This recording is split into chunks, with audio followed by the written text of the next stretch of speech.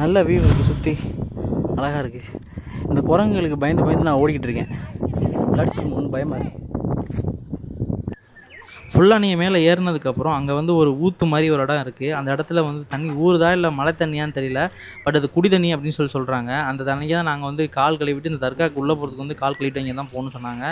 But நான் trouser போட்டிருந்ததுனால என்னை உள்ளே விடலை. ஸோ வெளில தான் நான் நின்னேன். ஸோ என்னோடய ஒய்ஃபோட மச்சானை உள்ளே போயிட்டு வந்தாங்க. நான் அது வரையும் வெளில தான் நின்றுட்டுருந்தேன். வெளிலேருந்து அங்கேருந்து மேலேருந்து அழகாக பார்க்கும்போது செம்ம சூப்பராக இருந்துச்சுங்க. மேலேருந்து நான் வந்து எக்ஸ்பெக்ட் பண்ணவே இல்லை இவ்வளோ அழகாக இருக்கும் அப்படின்னு சொல்லி நான் எக்ஸ்பெக்ட் பண்ணவே இல்லை. எங்கிட்ட நம்ம பேக் சைடில் இருக்கோம், ஃப்ரண்ட் சைடில் இருக்குது. ஸோ வழியாக மேலே வந்துட்டோம். இதான் அந்த தர்கா. தற்கால ஒரு வணக்கத்தை போட்டு அடுத்து வேல் ஊனியிருந்தாங்க அன்னைக்குள்ளே, அது இந்து டெம்பிள். அங்கேயும் ஒரு வணக்கத்தை போட்டு அங்கேருந்து கிளம்பிட்டோம்.